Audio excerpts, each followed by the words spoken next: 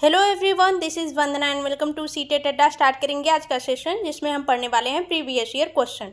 तो आप सभी को पता होगा कि हम टारगेट कर रहे हैं 11 से लेकर के 24 तक के बायोलॉजी के जितने भी प्रीवियस ईयर हैं, यानी कि हम किस तरीके से पढ़ेंगे। हम इंक्लूडेड नहीं पढ़ेंगे, हम कोई एक ईयर कर लेंगे, चाहे 11-12 हो गया। हमने 11-12 में इसलिए दोनों करा क्योंकि इसमें कम क्वेश्चन थे, तो हमने दोनों करा। आज का सेशन 2013 का कंप्लीट आपका बायोलॉजी का सेशन होगा। 2013 में जितने भी बायोलॉजी के क्वेश्चन पूछे गए हैं वो सारे आपके इसमें मिल जाएंगे आज के सेशन में।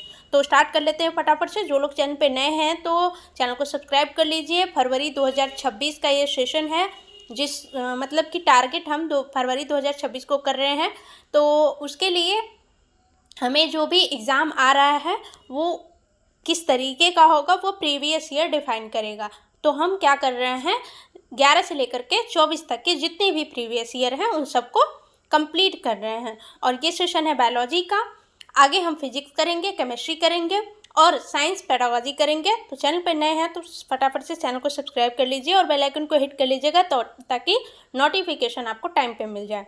तो फटाफट से स्टार्ट कर लेते हैं। और चैनल सीटेट अड्डा जो है उस पर आपको फिजिक्स केमिस्ट्री बायोलॉजी की कंप्लीट थ्योरी मिल जाएगी। प्लेलिस्ट बनी हुई है, डेली शाम 4 बजे आपको सेशन प्रोवाइड हो रहा है। तो फटाफट से सभी अपने दोस्तों को बोल दीजिए, कमेंट करके अपना फीडबैक दीजिए। तो स्टार्ट करते हैं फटाफट से। क्वेश्चन क्या दिया है, दो जीव सबसे अच्छे मित्र हैं और साथ साथ रहते हैं। इनमें से एक आवास, जल तथा पोषक तत्व प्रदान करता है, जबकि दूसरा भोजन बनाता एवं प्रदान करता है। ये बात दोबारा लिखी गई है, भोजन बनाता एवं प्रदान करता है। जीवों के इस प्रकार के संबंध को कहते हैं। तो क्या कहते हैं, पहली बात तो स्वपोषण जो होता है ये पोषण का टाइप है। स्वपोषण जो कि अपना खाना खुद बनाते हैं, ठीक। और विषम पोषण क्या होता है, जो दूसरों से अपना खाना लेते हैं। और इसमें कई टाइप होते हैं। विषम पोषण के टाइप होते हैं जैसे परजीवी जिसे बोलते हैं पैरासिटिक। दूसरा टाइप होता है सेप्रोफिटिक यानी कि मृत जीवी, जो कि मरी हुई चीज़ों से, सड़ी गली चीज़ों से अपना खाना बनाते हैं। और तीसरा टाइप है पूर्णभोजी, जिसमें कि शाकाहारी, मांसाहारी और सर्वाहारी आते हैं। तो ये तीन तो आपके ये टाइप हो गए कि पोषण कितने प्रकार का होता है। लेकिन ये सहजीवन एक नई चीज़ है। सहजीवन क्या नई चीज़ है कि उसमें क्या होता है कि एक बंदा क्या करता है, इसमें आपका एल्गी जिसे बोलते हैं शैवाल, और दूसरा फंजाई जिसे बोलते हैं कवक। तो ये दोनों का काम होता है। कवक क्या करता है, अरेंज करता है, जैसे कि जल हो गया, पोषक तत्व, ये सब प्रदान करता है। और दूसरा क्या करता है, यानी कि शैवाल क्या करता है, खाना बनाता है। तो इन दोनों के काम को, ये दोनों क्यों साथ होते हैं, क्योंकि एक सिर्फ प्रदान कर सकता है, बना नहीं सकता, और दूसरा सिर्फ बना सकता है, प्रदान नहीं कर सकता। तो इन दोनों को हम बोलते हैं सहजीविता, ठीक है। तो फोर्थ यहाँ पे आपका करेक्ट आंसर हो जाएगा। नेक्स्ट क्वेश्चन है, आहार नाल में यानी कि पाचन नली में निगला गया भोजन नीचे की ओर गति करता है, क्योंकि। अब क्यों गति करता है, ये आपको डाइजेस्टिव सिस्टम में पढ़े होंगे तो आपको पता होगा कि हमारी जो ग्रास नली है यानी कि ग्रसिका जो है उसकी भित्ति पेशियां संकुचन करती हैं, ठीक है। कॉन्ट्रैक्ट करती हैं फिर रिलैक्स करती हैं, यानी कि पहले सिकुड़ती हैं और फिर फैलती हैं। तो ये जो लचीलापन होता है उन दोनों का, यानी कि संकुचन जिसे बोलते हैं, उसकी वजह से खाना जो होता है वो नीचे की ओर गति करता है। तो यहाँ पे फर्स्ट आपका करेक्ट आंसर हो जाएगा। सीधी सी बात, खाना पेट में किस तरीके से जाता है, तो वो संकुचन के द्वारा जाता है, ठीक है। और संकुचन करता कौन है, तो हमारी जो ग्रास नली की पेशियां हैं, वो जो भित्तियां हैं वो संकुचन करती हैं। तो सीधी सी बात हम वही आंसर करेंगे, ठीक है। नेक्स्ट क्वेश्चन पे चलते हैं। नेक्स्ट क्वेश्चन है, मेंढक तथा केचुआ दोनों अपनी त्वचा से श्वसन करते हैं। यही कारण है कि इन दोनों की जीवों की त्वचा होती है। इन दोनों जीवों की त्वचा होती है, तो वो त्वचा कैसी होती है, शुष्क तो नहीं होती है, ठीक है। आर्द्र होती है लेकिन रुक्ष नहीं होती, श्लेष्मीय होती है। ठीक है, उनको जब टच करते हैं ना तो एकदम जैसा लगेगा कि कुछ गीला गीला सा लगेगा, या फिर तुरंत आपका हाथ लगता है कि अंदर चला गया। तो श्लेष्मी होती है, ऐसा चिकना चिकना जैसा फील होगा, तो उसे ही श्लेष्मी बोलते हैं। और गीला गीला मतलब आर्द्र होती है। तो फोर्थ आपका यहाँ पे करेक्ट आंसर हो जाएगा। नेक्स्ट क्वेश्चन क्या है? नेक्स्ट क्वेश्चन है निम्नलिखित में से खरीफ फसलों का समुच्चय चुनिए। तो हमने अभी पढ़ा है, रिसेंट में ही हमने क्रॉप के बारे में पढ़ा है। दो टाइप के होते हैं, एक खरीफ की फसल और दूसरी रबी की फसल। और खरीफ की फसल जो होती है उसमें उसको क्यों खरीफ की फसल बोला गया है, ये वर्ड कहाँ से आया है, हमने सेशन में डिस्कस करा हुआ है। सेशन बहुत लंबा हो जाएगा, इसलिए हम ज़्यादा डिस्कस नहीं करेंगे, बस इतना जानेंगे खरीफ की फसल और रबी की फसल के एग्जाम्पल्स क्या क्या होते हैं। तो खरीफ की फसल के लिए हमने BJP, CM, Shri Ram, SRM, ठीक है, श्री राम कॉलेज, GST, ठीक है। तो ये हमने याद रखा था। ये सभी क्या हैं, खरीफ की फसल के एग्जाम्पल हैं, ठीक है। बाजरा हो गया, ज्वार हो गया, पल्सेस यानी कि दाल हो गए, दाल कौन सी, अरहर की दाल, मूंग की दाल, उड़द की दाल। तो ये सभी आपके एग्जाम्पल हैं किसके, खरीफ की फसल के। रबी की फसल के लिए हमने लिट्टी चोखा और दाल याद रखा था, या फिर दाल बाटी चोखा ऐसे करके याद रख सकते हैं। लिट्टी चोखा में गेहूं आ गया, जैसे कि लिट्टी किस चीज़ की बनती है, तो गेहूं, ज्वार, ओट, ठीक है, इन तीन चीज़ों की लिट्टी बनती है। और अलसी के बीज। और आपका दाल में क्या क्या यूज़ होता है, यहाँ पे दाल में यूज़ होता है चने की दाल हो गई, और आपका मसूर की दाल हो गई। तो ये सभी दालें हैं किसमें, रबी की फसल में। दालें दोनों में है, ये याद रखना होगा कि दाल कौन सी, अरहर, मूंग, जो उड़द, ये सभी होती हैं खरीफ की फसल में। लेकिन रबी की फसल में आपका चना हो गया, मसूर हो गया, ये सभी आती हैं रबी की फसल में। और चोखा में क्या क्या यूज़ होता है, टमाटर, मिर्चा, धनिया, आलू, आपका प्याज, सरसों का तेल, ये सभी आपके चोखा में यूज़ होते हैं। तो रबी की फसल में हम लिट्टी चोखा और दाल के नाम से हम याद रख रहे हैं। तो हमें एग्जाम्पल इसमें बताना है। कपास तो ठीक है, यहाँ पे सी फॉर कपास यानी कि कॉटन होगा। कपास तो ठीक है, धान भी ठीक है, लेकिन मटर और अलसी ये रबी की फसल हैं। धान ठीक है, ठीक, मक्का भी ठीक है, कपास भी ठीक है, सोयाबीन भी ठीक है। तो सेकेंड आपका करेक्ट आंसर हो जाएगा। चना यहाँ पे पहले ही रबी की फसल दिख रहा है, और अलसी यहाँ पे रबी की फसल दिख रहा है। तो यहाँ पे सेकंड आपका करेक्ट आंसर हो जाएगा। आई होप क्रॉप यानी कि फसल जाकर के देखिए, आपको अच्छे से क्लियर हो जाएगा और हमेशा याद रहेगा। नेक्स्ट क्वेश्चन पे चलते हैं। फसली पौधों पर खरपतवार के प्रभाव के विषय में नीचे दिए गए कथनों का अध्ययन कीजिए। तो खरपतवार के प्रभाव जो होते हैं उससे क्या निष्कर्ष निकलते हैं, वो क्या प्रभाव डालते हैं, ये हमने देखा था कि खरपतवार जो जम जाते हैं वो पौधों को किस तरीके से नुकसान पहुंचाते हैं। हमने पहले ही पढ़ा था कि पहली बात तो उनकी ग्रोथ को रोक देते हैं, मतलब जितना भी स्पेस होता है, खरपतवार मान लीजिए यहाँ पे घास उग गई तो पौधे को तो वैसे भी ग्रोथ नहीं होने देगा, और पौधे पे जो भी सूर्य का प्रकाश पड़ रहा है, पानी जा रहा है, जो भी मिनरल्स होंगे वो घास भी ले लेगा, तो उससे उसको दिक्कत होगी। तो यही चीज़ यहाँ पे दिया गया है, ये फसली पौधों की आरोग्य वृद्धि में सहायता करते हैं। तो सहायता तो ये नहीं करते, ठीक है, बाधा उत्पन्न करते हैं। ये कटाई में बाधा उत्पन्न करते हैं, तो कटाई में कोई बाधा उत्पन्न नहीं करते। ऐसा नहीं है आप यहाँ पे दो घास जम गई है तो क्या इसको अवॉइड करके आप फसल काटते हैं, नहीं, आप काट देते हैं, जो भी घास है जो भी है वो कट जाता है, उससे कोई दिक्कत नहीं होती। दिक्कत किससे होती है, ये पादप यानी कि पौधों की वृद्धि को प्रभावित करते हैं। तो सी आपका करेक्ट हो जाएगा। डी, ये फसली पादपों से जल, पोषक, स्थान तथा प्रकाश के लिए स्पर्धा करते हैं। स्पर्धा मतलब कि विरोध करते हैं, तो डी भी आपका करेक्ट हो जाएगा कि जल, पोषक तत्व, स्थान और सूर्य का प्रकाश वो ले लेते हैं। तो सी और डी यहाँ पे आपका करेक्ट होगा, तो फर्स्ट यहाँ पे राइट आंसर बनेगा। नेक्स्ट क्वेश्चन है, नीचे दिए गए युग्मों में से कौन सा युगल लक्षणों की आनुवंशिकता से संबंधित है। तो जैसे कि बोलते हैं कि आनुवंशिक लक्षण जो होता है वो पेरेंट्स से बच्चों में आता है, तो बोला जाता है ना कि माँ बाप के जीन बच्चों में गए हैं, ठीक है, या फिर माँ बाप का DNA जो होता है वो बच्चों में गया है, जाता है और कुछ जाए या ना जाए डीएनए ज़रूर होता है। बोलते हैं ना कि बच्चे का जब पेरेंट्स से मैच कराना होता है तो डीएनए टेस्ट कराया जाता है, ठीक। तो डीएनए में क्या होता है, क्रोमोसोम होता है जिसे गुणसूत्र बोलते हैं या जीन बोलते हैं, ठीक। तो यूनिट इकाई को जीन बोलते हैं। तो यहाँ पे फर्स्ट आपका करेक्ट आंसर हो जाएगा, गुणसूत्र जो होता है आनुवंशिकता से संबंधित है, ठीक है। यहाँ पे क्रोमोसोम, माइटोकॉन्ड्रिया ये सेल का पार्ट है, कोशिका भित्ति ये सेल का पार्ट है, सेल का पार्ट ये भी है, लेकिन पर्टिकुलर जीन की बात किया है, आनुवंशिकता की बात किया है तो गुणसूत्र जो होता है, जीन जो होता है आनुवंशिकता से संबंधित है। नेक्स्ट क्वेश्चन है, विशेष क्षेत्रीय स्पीसीज के विषय में नीचे दिए गए कथनों में से कौन सा कथन सत्य है।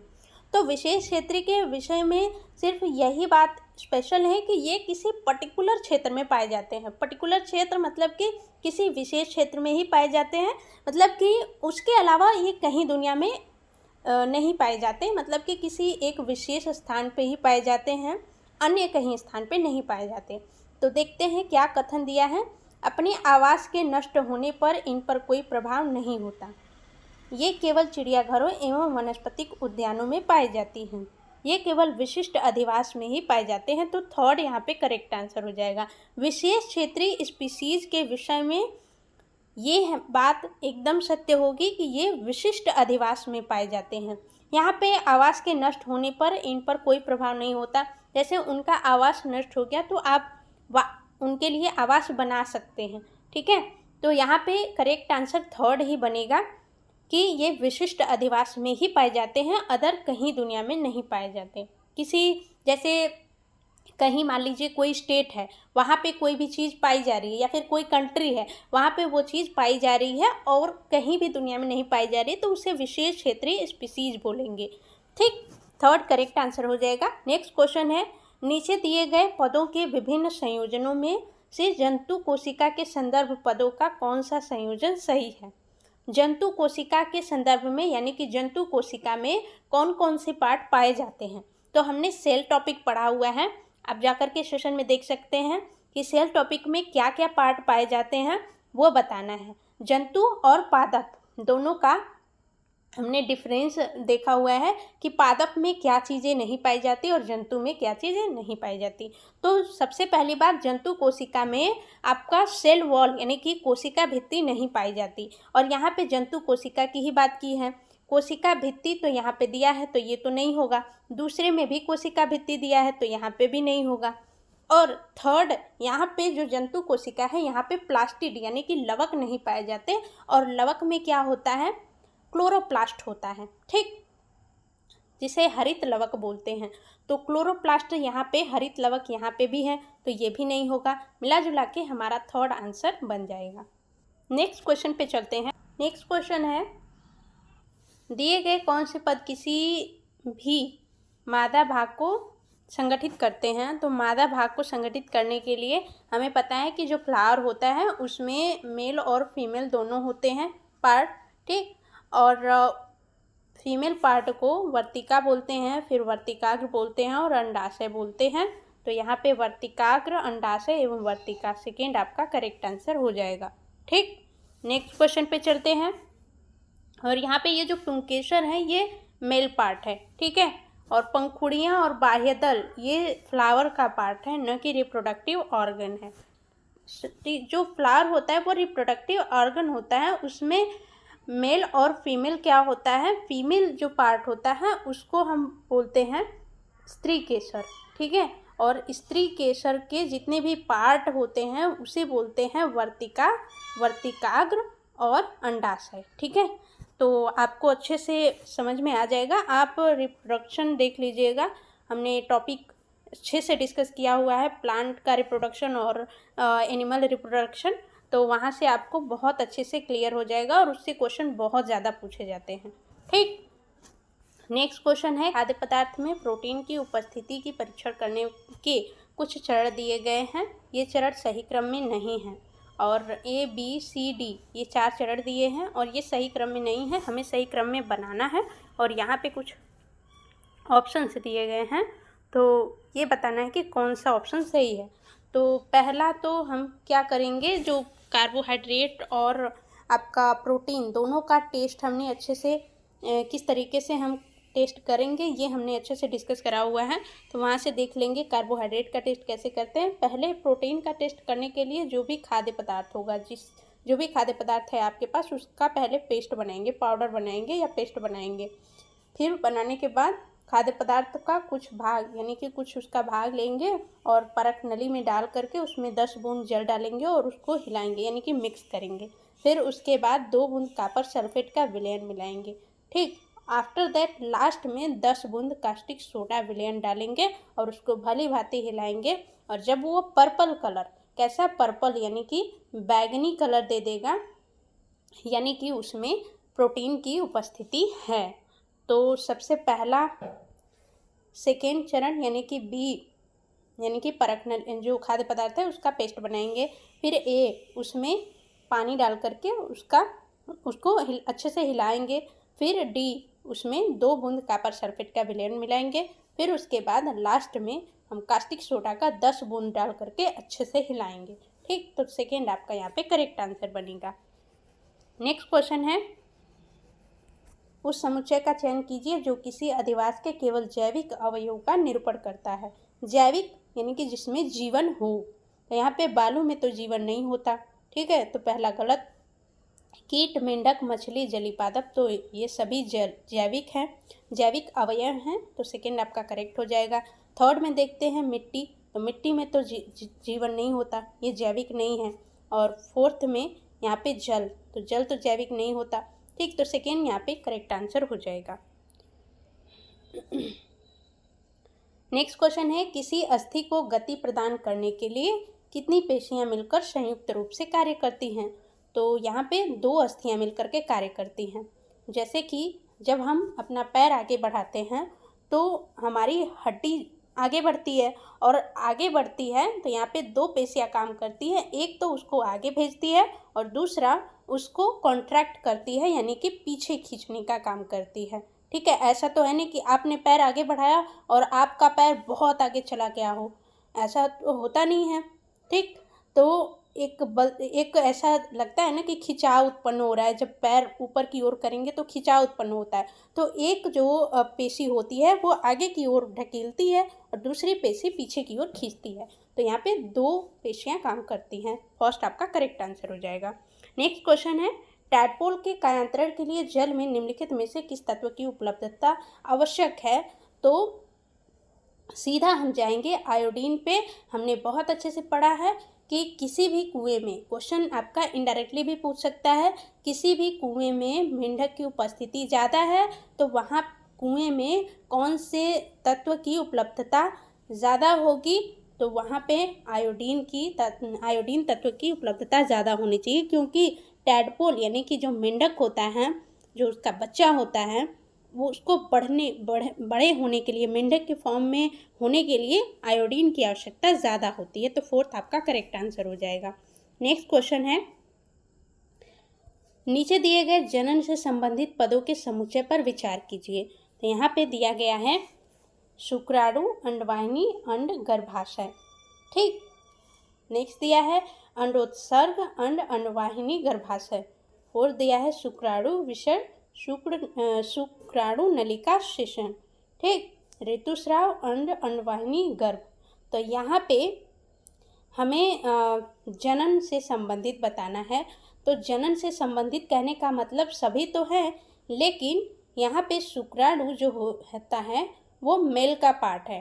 ठीक, लेकिन अंडवाहिनी, अंड, गर्भाशय ये फीमेल रिप्रोडक्टिव ऑर्गन का पार्ट है। तो यहाँ पे तो ये गलत हो गया, बाकी सभी सही हैं। ये आपका फीमेल के बारे में, फीमेल रिप्रोडक्टिव ऑर्गन का ये पार्ट है बी। सी जो है ये मेल रिप्रोडक्टिव ऑर्गन का पार्ट है और डी जो है फीमेल रिप्रोडक्टिव ऑर्गन का पार्ट है। तो यहाँ पे ऑप्शन आपका नहीं दिया हुआ है। आप क्वेश्चन यहाँ पे थोड़ा सा गड़बड़ है। यहाँ पे option A, B, C, D करके ऑप्शन दिया रहेगा। ए में आपका दिया रहेगा बी, सी, डी तीनों, और बी में दिया रहेगा ए, बी, सी में दिया रहेगा। इस तरीके से आपको ऑप्शन दिया रहेगा। तो आप पहला ऑप्शन पे जाएंगे, आपका बी, सी, डी सही है कि ये जनन से संबंधित पद हैं। जनन से संबंधित पद तो सभी हैं, लेकिन इसमें आपका मेल और फीमेल दोनों दे दिया है। यहाँ पे जनन से संबंधित यहाँ पे सिर्फ फीमेल की बात हुई है, ठीक है। यहाँ पे सिर्फ मेल की बात हुई है और यहाँ पे फीमेल की बात हुई है। तो यहाँ पे सिर्फ एक जनन से संबंधित बात हुई है, ऐसा नहीं है कि सभी मिक्स्ड होंगे। तो अलग अलग बात बी, सी और डी की हुई है। इसी तरीके से क्वेश्चन दे देगा। आप सोचेंगे जनन से तो सभी बात हो रही है, लेकिन आपको उसमें से डिफ्रेंशिएट करना है। यही है सीटेट कि आप ऑप्शन में किस तरीके से डिफ्रेंशिएट करते हैं, किस तरीके से आप अपना माइंड लगाते हैं। और माइंड तभी लग पाएगा जब आप बहुत सारे क्वेश्चन का प्रिपेयर कर लेंगे। आपको थ्योरी से भी क्वेश्चन मिलेगा, आपको बाहर से भी क्वेश्चन मिलेगा। तो किस तरीके से आप क्वेश्चन को देखते हैं, किस तरीके से क्वेश्चन को करते हैं, ये प्रैक्टिस से ही आएगा। थ्योरी पढ़िए, उसके बाद पेपर लगाइए और बहुत अच्छे से पेपर लगाइए, मॉक टेस्ट दीजिए और ये सारी चीज़ें करनी ही होगी। अगर आप बहुत अच्छे हैं पढ़ने में तो बहुत अच्छी बात है, लेकिन आपका अगर यहाँ पे माइंडसेट वीक हो जा रहा है तो उसके लिए आपको प्रैक्टिस ही करनी होगी। तो आज के लिए इतना ही, मिलेंगे नेक्स्ट वीडियो में। डेली शाम 4 बजे बने रहिए। चैनल को सब्सक्राइब नहीं किए हैं तो फटाफट से चैनल को सब्सक्राइब कीजिए साइंस मैथ के लिए। और जो लोग सीटेट पेपर 2 की तैयारी कर रहे हैं तो उनके लिए साइंस बहुत इंपॉर्टेंट है। साइंस पेडागोजी भी हम करेंगे तो बहुत अच्छे से, ताकि साइंस पेडागोजी में आपको कोई दिक्कत ना हो। Bye bye, take care and thanks for watching.